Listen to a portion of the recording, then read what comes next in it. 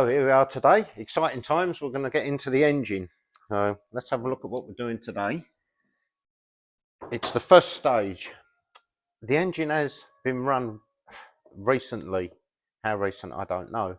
So my plan is to pull the plugs out, drop a red X down there just to free up any rings and that, and leave that for a week or so. So hopefully when I get round to firing it up, it's penetrated all the way through and broken all the carbon up.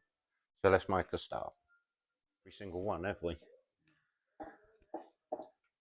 So first of all, we take off the HT lead and the spark plug. So tiny little fiddly bit on the top and easily lost. So that's in the pot.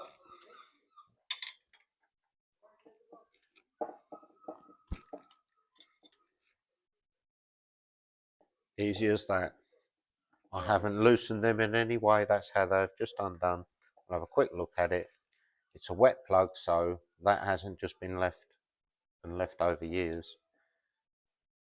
So it has been fired up recently.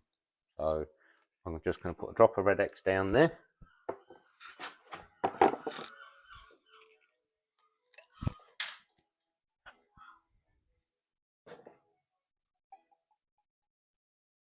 I should have a nice fancy syringe, but we don't have one, so, and that's all we need. A plug, we're going to give it a little bit of a clean up and then just put it back in. Gap looks good on it, so I'll give that a quick clean up. Right, so that's just a basic clean up of the plug. Check the gap, a little bit of oil on there, and back in for now.